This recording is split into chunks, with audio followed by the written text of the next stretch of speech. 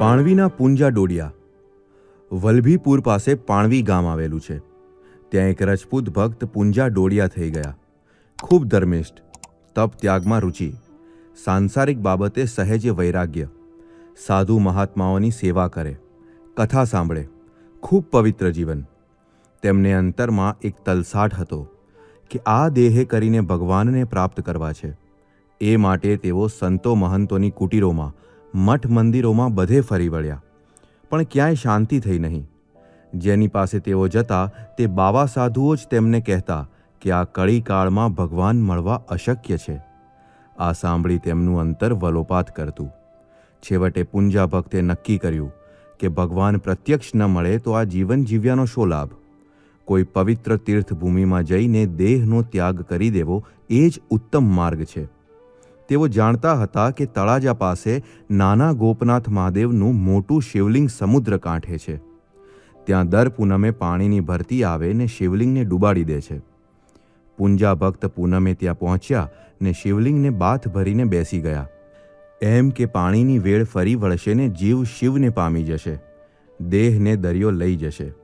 મધરાતે પાણીનો જોરદાર ઘોડો આવ્યો ને પૂંજા ભક્તને ઊંચકી દૂર કાંઠે ફેંકી દીધા. એ તો આશ્ચર્ય પામ્યા કે અતિ અગાધ જળમાં પણ હું કેમ જીવતો રહ્યો? હવે તો દરિયામાં જ જળ સમાધિ લઈ લઉં. એમ વિચારી ઊંડા પાણીમાં પડવા માટે ચાલ્યા. તે વખતે ભોળાનાથે આકાશવાણી દ્વારા કહ્યું, તું તારે ગામ જા. ગામની ભાગોળે વડ નીચે બે સાધુ બેઠા હશે, એમના પગ પકડજે, તારો મોક્ષ થશે. એ સાધુ તને ભગવાનનો મિલાપ કરાવી આપશે. ભોળાનાથે રસ્તો બતાવી દીધો. ઘર બેઠા કલ્યાણ થશે. તારે અહીં દરિયામાં આવવાની કોઈ જરૂર નહીં રહે. આકાશવાણીએ 2 વાર અવાજ કર્યો અને પૂંજાજી પોતાને ગામ પાણવી પાછા ફર્યા. આકાશવાણીએ કહ્યું હતું એ જ પ્રમાણે થયું. ગામની ભાગોળ પર કૃપાનંદ સ્વામી અને ગુણાતીતાનંદ સ્વામી મળી ગયા.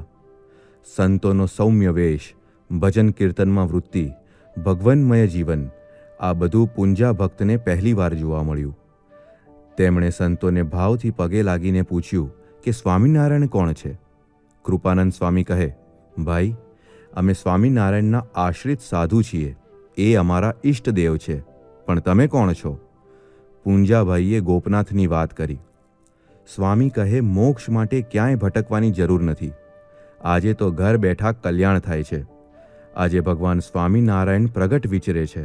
તેમનું શરણું લો, ભવપાર થઈ જશો. આ સાંભળી પૂંજા ભક્તને રોમે રોમ આનંદ વ્યાપી ગયો. તેમણે કહ્યું, સંતો, આજે મારા તરફથી સીધું સ્વીકારો, ઠાકોરજી જમાડો. એમ કહી ભોજનનો બંદોબસ્ત કરાવ્યો. પૂંજા ભક્તને અક્ષર બ્રહ્મ ગુણાતીતાનંદ સ્વામી સાથે હેત બંધાઈ ગયું. સ્વામી સેવાની મૂર્તિ, સેવા કરતાં કરતાં ભગવાનમાં વૃત્તિ રાખે, ભગવાનની વાતો કરે, ચરિત્રો વર્ણવે, પ્રસંગો એક પછી એક એવી રીતે રજૂ કરે કે જાણે નજરો નજર સામે નિહાળતા ન હોય.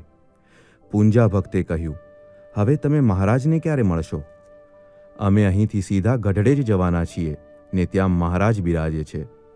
પૂંજા ભક્તે પણ સંતો સાથે પ્રયાણ કરવાનું નક્કી કરી લીધું. પાણવીમાં 2 દિવસ સંતોને રોકી પૂંજા ભક્તે સારી સેવા કરી, સમાગમ કર્યો. શ્રી હરિનો વધુને વધુ મહિમા સમજાયો. સંતો સાથે તેઓ ગઢડે આવ્યા. ભગવાન સ્વામિનારાયણની સલુણી મૂર્તિ પ્રથમવાર નિરખી. પૂંજા ભક્તની ચિત્તવૃત્તિ એ મૂર્તિમાં ખેંચાઈ ગઈ.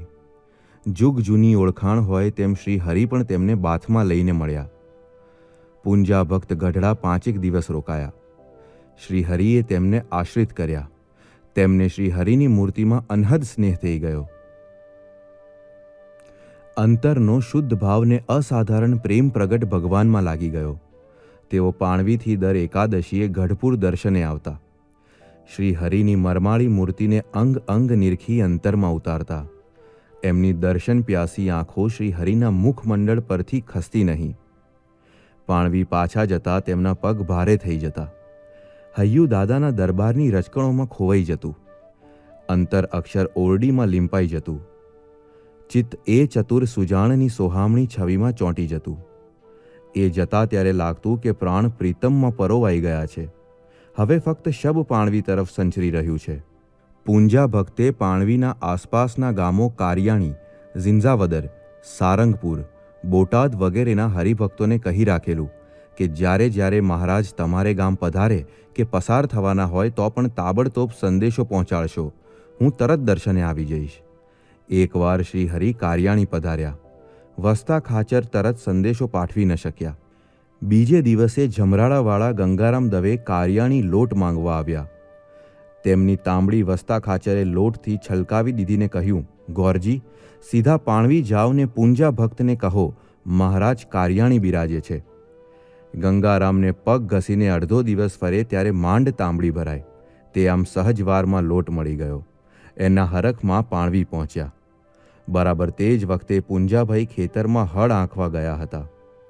ગંગારામ દવે તેમના ખેતરે પહોંચ્યા અને શ્રી હરિના સમાચાર તેમને આપ્યા. આ સાંભળી પૂંજા ભક્ત તો હરખમાં ને હરખમાં ઉછળવા લાગ્યા. તેમણે બળદિયા સહિત શાંતિડું ગામને માર્ગે ચડાવી દીધું અને પોતે એકદમ દોડ્યા. કારિયાણી આવ્યા, પણ શ્રી હરિ માણકી નચાવતા ત્યાંથી સારંગપુર બાજુ પ્રયાણ કરી ગયા હતા. પૂંજા ભક્ત પણ પાછળ પાછળ ગયા. વચ્ચે સજેલી વજેલી ગામ આવે છે. તેના પાદરે ખીજડા નીચે શ્રી હરિ વિસામો લેવા બિરાજ્યા છે. નાજા જોગ્યા પાસે વારે વારે પાણી માંગીને પીએ પણ તરસ છીપતી નથી. એવામાં શ્રી હરિ એકાએક ખીજડા ઉપર ચડ્યા અને દૂરથી પૂંજા ભક્તને દોડતા આવતા જોયા. શ્રી હરિ તરત નીચે ઉતર્યા અને ઠંડા પાણીની બતક લઈને પૂંજા ભક્તની સામે દોડ્યા. હેતાળ ગાય પોતાના વહાલા વાછડાને હિંસોરા કરી હેત દાખવે તેમ હરિવરે તેમને હેતથી પાણી પાયું. એમને ભેટ્યા. પછી ખીજડાને છાંયે હાથ ઝાલી પૂંજા ભક્તને બેસાડ્યા. શ્રી હરિ કહે, નાજા, હવે મારી તરસ છીપી.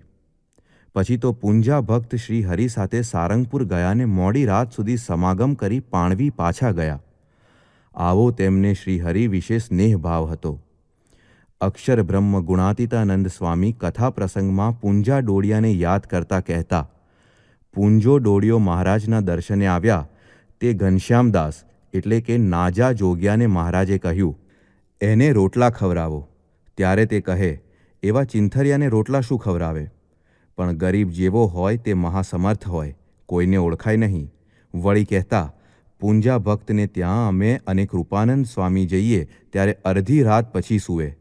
પૂંજોભાઈ, પર્વતભાઈ, કૃપાનંદ સ્વામી, ગોપાળનંદ સ્વામી એના જ્ઞાનના અંગ કહેવાય.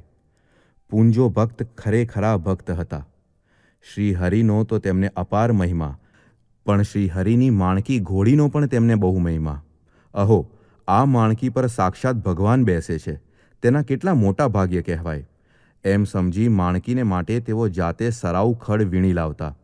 ખડ પણ લીલુંછમ, તેમાં જરા પણ કાંકરી ન આવવી જોઈએ, કાંટો ન આવવો જોઈએ, તેમાં ગંદકી ન હોવી જોઈએ. એકદમ ચોખ્ખું અને સરસ ખડ જોઈએ. કારણ શ્રી હરિનો સંબંધ છે, તેથી માણકી તો મુક્ત છે, તેને કંઈ જેવું તેવું ખવડાવાય.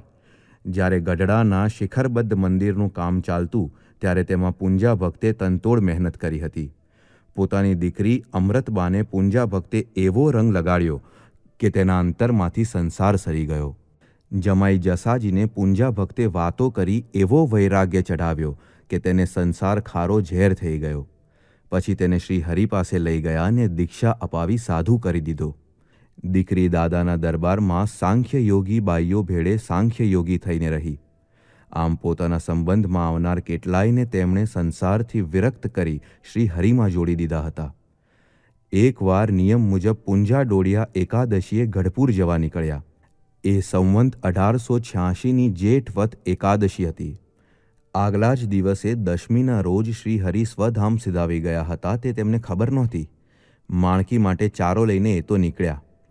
ગઢડાના પાદરમાં પહોંચતા કોઈએ કહ્યું કે માણકીના અસવાર શ્રી હરિ તો ગઈકાલે જ ધામમાં પધાર્યા. આ સમાચાર તેમને કાને પડ્યા કે તરત તેઓ મૂર્છાવશ થઈને ઢળી પડ્યા. શરીર કાળું પડી ગયું. એક પહોર પછી તે ભાનમાં આવ્યા. તેમને કંઠે પ્રાણ આવી ગયા હતા. તેમણે અનાજ કે પાણી કંઈ લીધું નહીં. ગઢડા આવીને ગોપાળનંદ સ્વામી પાસે આવ્યા. બહુ જ શોક કરવા લાગ્યા. ગોપાળનંદ સ્વામીએ તેમને જમવા કહ્યું તો તે કહે કે હવે મને અન્ન જળ ગળે નહીં ઉતરે. સ્વામીએ તેમને અન્ન જળનો ત્યાગ કરવા ના પાડી.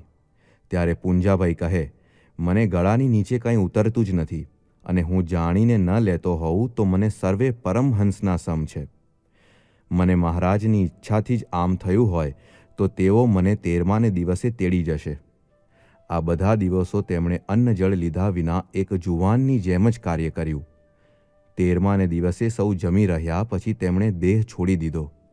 શ્રીહરિ તેમને તેડવા આવ્યા તે સૌએ દર્શન કર્યા. શ્રીહરિએ તેમને પોતાના દિવ્ય અક્ષરધામમાં લઈ જઈને શાશ્વત સુખ્યા કર્યા.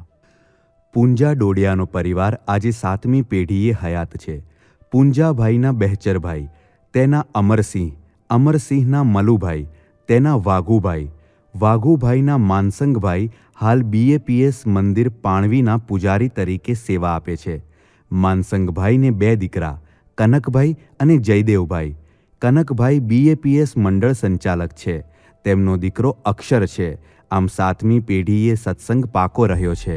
આવી વધુ કથા સાંભળવા શ્રવણમાલા ચેનલને સબસ્ક્રાઇબ કરો.